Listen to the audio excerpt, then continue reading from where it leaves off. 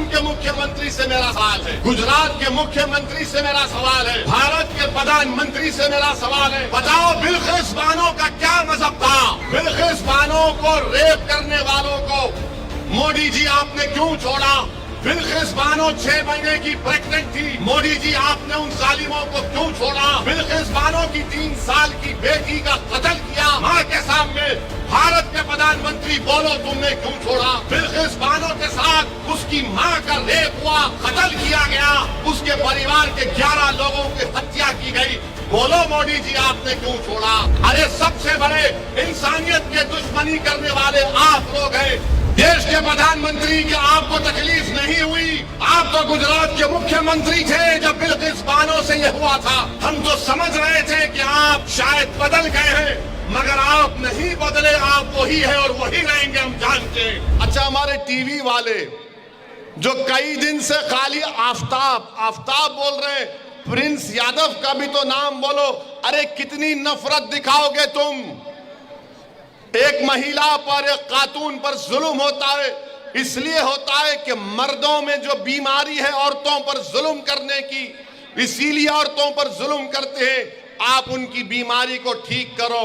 औरत पर जुल्म जो करते हैं उनको अगर मजहब का चश्मा लगाकर देखा जाएगा तो ये बड़ी नाइंसाफी होगी। तो आसाम के मुख्यमंत्री से मेरा सवाल है, गुजरात के मुख्यमंत्री से मेरा सवाल है, भारत के प्रधानमंत्री से मेरा सवाल है, बताओ बिल्किस बानो का क्या मजहब था?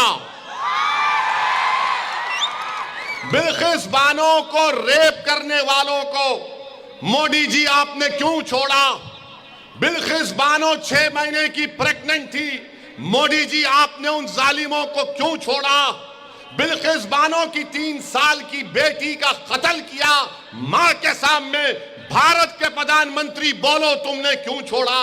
बिल्किस बानो के साथ उसकी मां का रेप हुआ, कत्ल किया गया, उसके परिवार के 11 लोगों की हत्या की गई, बोलो मोदी जी आपने क्यों छोड़ा? आपने इन जालिमों को क्यों छोड़ा? बोलो आसाम के मुख्यमंत्री, बिल्किस बानो का नाम तुम्हारी जबान पर नहीं आता।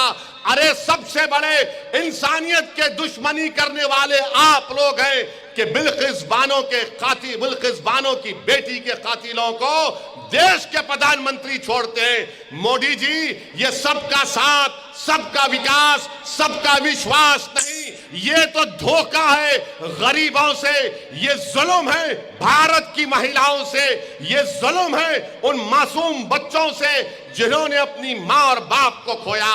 मेरे अजीज दोस्तों और बुजुर्गों, ये सच्चाई है। क्या भाजपा बिल्किस बानो के ऊपर बोलेगी?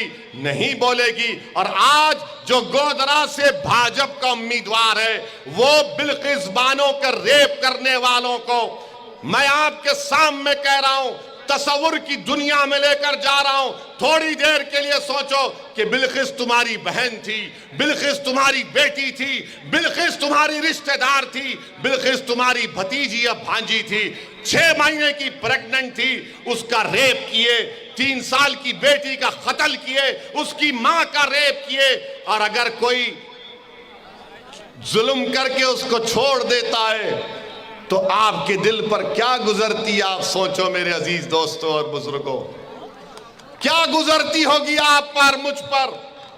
देश के प्रधानमंत्री, क्या आपको तकलीफ नहीं हुई? आप तो गुजरात के मुख्यमंत्री थे जब बिल्किस बानो से यह हुआ था। हम तो समझ रहे थे कि आप शायद बदल गए हैं, मगर आप नहीं बदले, आप वही है और वही रहेंगे, हम जानते हैं। मेरे अजीज दोस्तों और बुजुर्गों, आप देखते हैं कि नरोडा पाटिया में 90 से जायद लोगों को कत्ल कर दिया जाता, उसमें मुल्जिम को सजा होती है, वो कोर्ट से बेल लेकर रिहा होता है और वो बीजेपी के लिए इलेक्शन में काम करता है और कहता है कि मैंने 90 लोगों का कत्ल किया, मुसलमानों का, मुझे लाइफ की सजा दी गई और आज मैं बेल से निकलकर, जेल से निकलकर मैं मोदी जी के लिए वोट का मुतालबा कर रहा हूं, वाह मोदी जी, आपकी क्या मोहब्बत है ऐसे किरदार के लोगों से।